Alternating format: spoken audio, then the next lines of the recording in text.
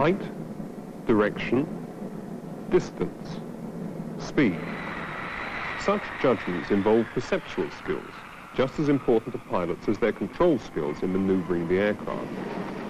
For man, as for other animals, skilled movement presupposes accurate perception, although it helps to have the proper equipment to complete the job.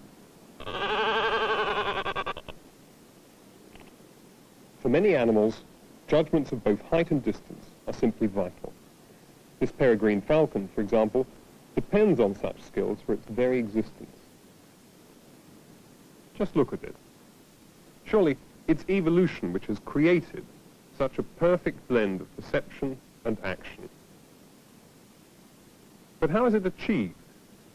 And, more to the point, what kind of a theory of perception emerges when we think about what perceptions form as the basis for action? Let's think about that in terms of a practical problem. What exactly is it in a scene like this which allows us to judge space and distance, height and speed? What principles of perception can explain our ability to judge this kind of thing? And what can the psychologist suggest that will help improve a pilot's performance? Before we answer those questions, though, let's just review the kinds of theory which psychology has to offer. One name associated with the perception of space and distance is that of James Gibson, a psychologist who worked on the training of pilots during the last World War. This work led him to a startling conclusion, that the perceptual theories of his day were simply inappropriate for the job in hand. In his view, the classic perceptual theories were wrong because they were based on static demonstrations in the psychological laboratory. Perception in the real world, he argued, was based on principles which the more traditional approach had simply failed to reveal. Today, I want to look at the basis for Gibson's claim and show you what he meant. Let's start by looking at the traditional approach which Gibson so disliked. Look at these dots. We see them as forming the corners of a square. But how do we know that's what they are? Surely we must infer that they form a square because we choose to organize them that way for ourselves. We impose that organization on the fragmentary bits of evidence on the screen and on your eye, and we might just be wrong. What about this, for example, as a different way of making sense of the evidence before you? Just think a moment why you are seeing what you do. Another example, then, of our ability to organize our perceptions, to make sense of information from the eye in terms of our past experience of how things ought to be. A new set of inferences about movements, age, even the sex of the dots figure, based on millions of previous encounters with more real and substantial images of people. It's demonstrations like these which convince us that perception can be an active process of organizing and inferring, of using what you know to make sense of what you see. Perception is, in this sense, then, arbitrary and imposed. This, then, is the traditional point of view which Gibson, for one, thought inappropriate when applied to real-world perception. Let's see what happens when we take one step nearer this real world into a three-dimensional world of objects in space. How do we explain the perception of distance here? Most people think that the larger toy box, the one which looks larger, that is closer. But why? Think of the logic. Identical toy boxes must be the same size, but they assume different sizes on the screen and on the eye. The only way to make sense of these two bits of evidence is to use a third fact, our knowledge that objects decrease in apparent size with distance, an act of inference again. So, we see distance via inference, or do we?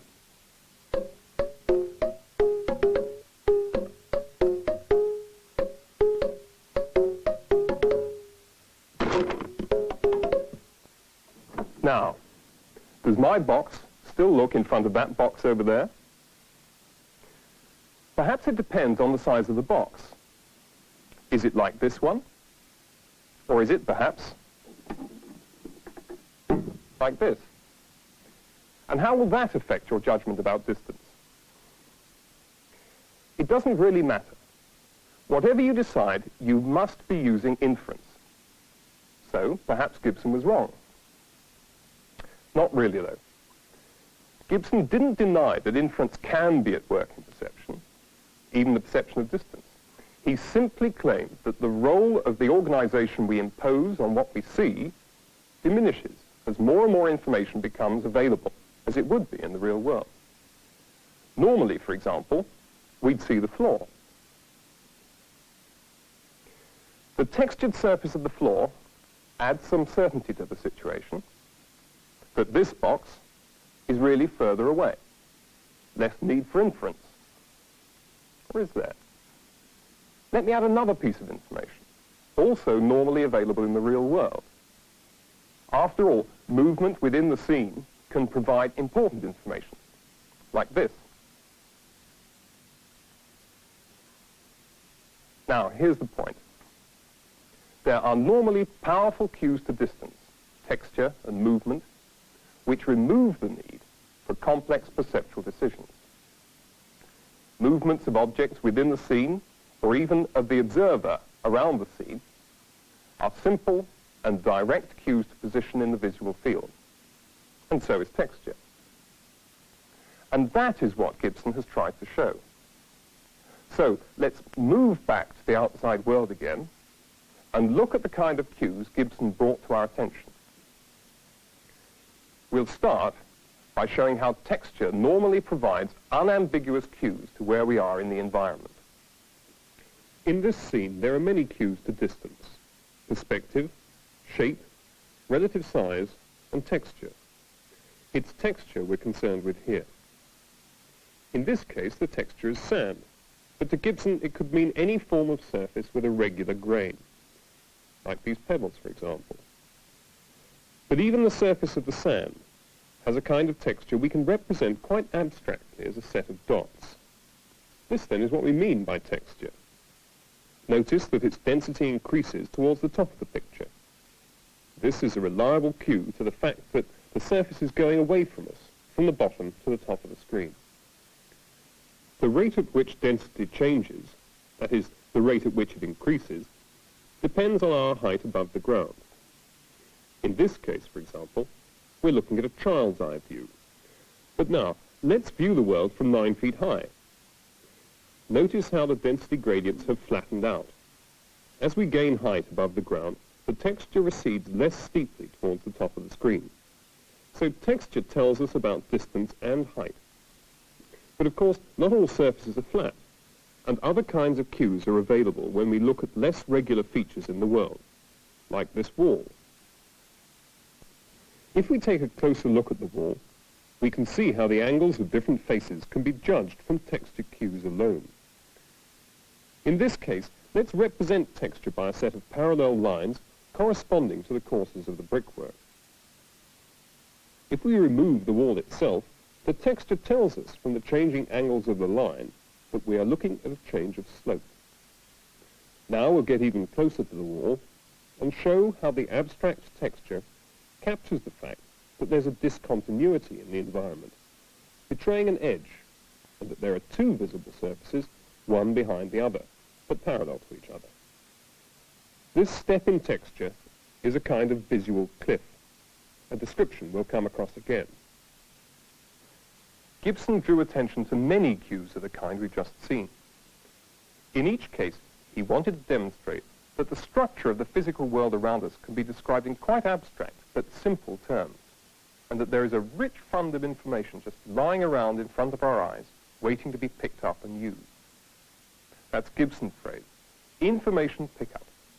And he used it to make the contrast between the ease with which we can scoop up the unambiguous cues to our position in the landscape and the kind of mental effort and use of inference which the more traditional theories of perception had implied. Okay, now let's see how we can use Gibson's approach when we bring movement into the picture. Have a look at this.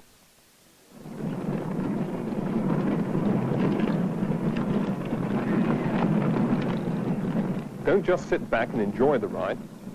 Think what it is in the scene which tells you about your direction, up or down, your speed, fast or slow, and whether you're going straight ahead or driving round the bend.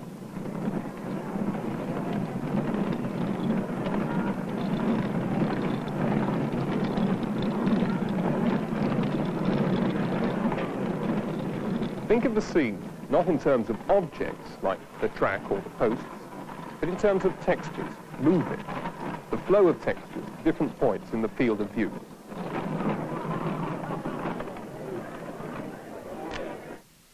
Different places in this picture will be moving at different speeds. Look at these points. Here, here, and here. And let's take similar points on the other side too. Now let's have the next frame. The points we marked before have moved to here, here, and here, and on this side too, of course. Well, the purpose of the exercise must be clear by now. The movement of points in the visual field is relative, slow in the middle, and faster as we reach the edge of the picture, not because it's at the edge, but because it's nearer. The nearer a surface is to us, the faster it'll flow when we move towards it. And notice one more thing. The rate of flow is symmetrical around the center of expansion. As we start up again, notice the flow is expanding evenly out to either side, and underneath us too. And that's the basis for the impression of straight-ahead movement.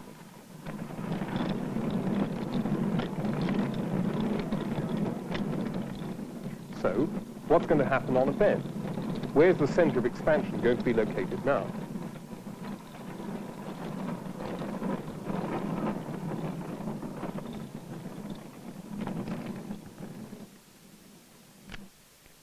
Let's just mark some places in this picture too.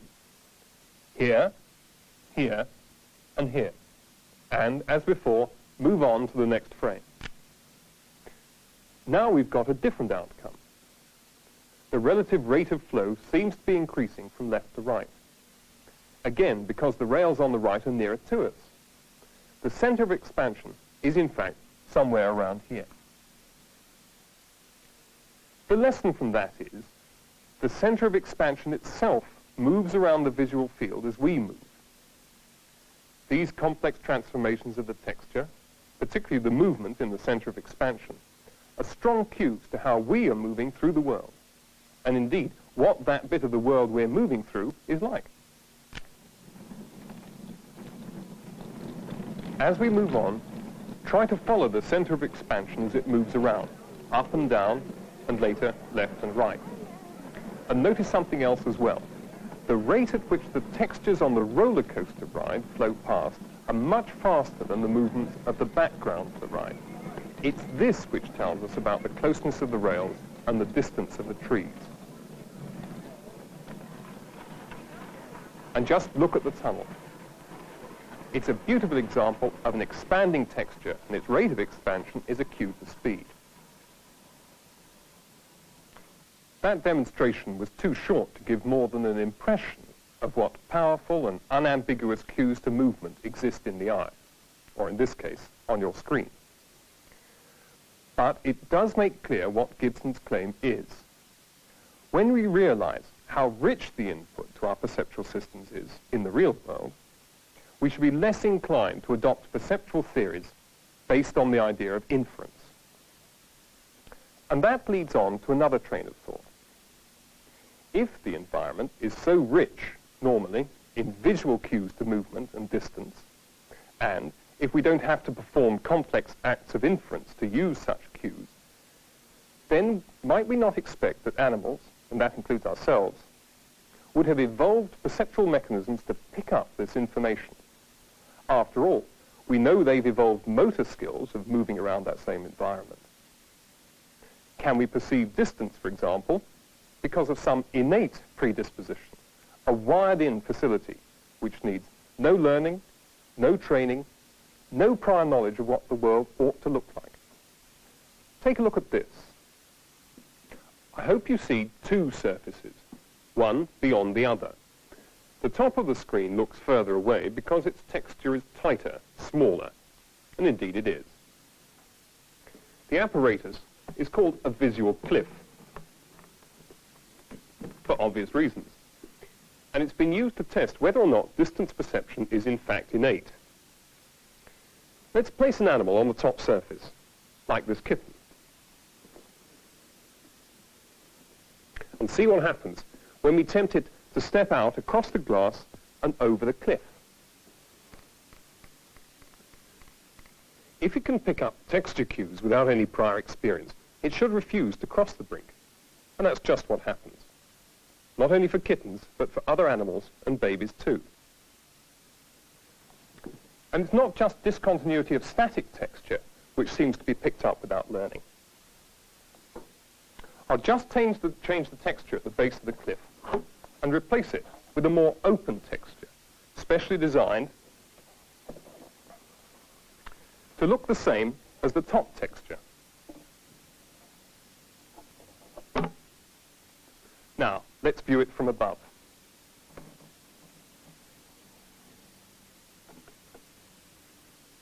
So texture density has been eliminated as a cue.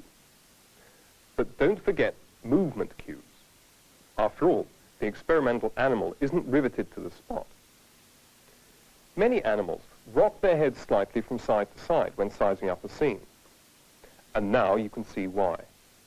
The relative motion at the bottom of your screen, the top of the cliff, is greater. In fact, these are cues which animals and humans seem to be able to pick up without prior experience at all. So, texture flow, remember the roller coaster ride? As well as texture density, like the sandpit, are but two of the cues which Gibson drew attention to and which seem to be picked up by innate perceptual mechanisms. So there you have it. When we move around in the real world, there are simple and unambiguous cues to things like height, distance, and speed, and we're able to pick up many of them automatically. This leaves just one problem. If everything's so simple, why are psychologists like Gibson involved in the training of pilots at all? The trouble is, there are many transformations of texture by movements which are so unusual in everyday experience that we need time to learn how to use them and to link them to the appropriate actions. We can now see this at work in pilot training schemes. Perhaps one of the most difficult skills for a helicopter pilot to learn is touching down on the landing pad of an oil rig. The platform, small enough target in itself, is surrounded by dangerous obstacles and sits at an uncertain level above a changing scene. No room for errors of judgment here. The safest way of training pilots to achieve such skills is to use simulation, using machines which accurately reproduce the movements of a real helicopter in response to the pilot's control commands. More importantly, by using advanced computer graphic techniques in this simulation, great pains have been taken to ensure accurate and realistic environmental displays, because it's vital for the pilot to gain experience of the perceptual consequences of his actions. It's this combination of perception and action that is the key to successful simulation. And being a simulation, various kinds of difficult or unusual conditions can be practiced.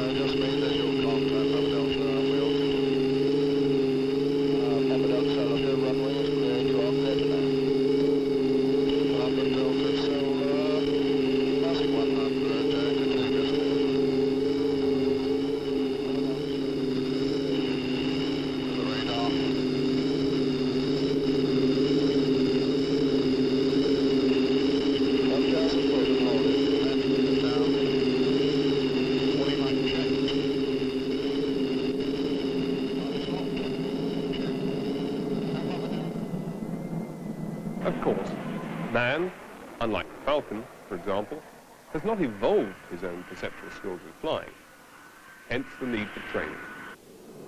But training is able to capitalize on just those cues which we have seen in use in everyday perception. Texture flow, texture density, expansion cues, and so on. Here, they happen on a larger scale, of course. The principles are just the same. The patchwork pattern of the fields provides texture density cues, and lower down, texture becomes even more important. Simulation training can draw attention to these cues and encourage pilots to use them. And of course, we can artificially enhance these cues, for example, by marking the runway to provide particularly strong texture, especially helpful in marginal viewing conditions. By considering perception and action away from the static demonstrations of the laboratory, we've come a long way from inference-based models of perception. In the real world, there is much to support Gibson's idea that perception is direct and unambiguous. But does that mean that inference-based theories are simply wrong? Not at all. For one thing, we use some inference even in landing an aircraft. That the landing strip and surrounding countryside are perfectly flat and horizontal, for example. Just think what happens to the reliability of texture density cues if not. But at least Gibson's approach should warn us of the dangers of not asking what processes like perception and memory, learning, attention, and so on are for, because that affects the sort of theory you'll end up with.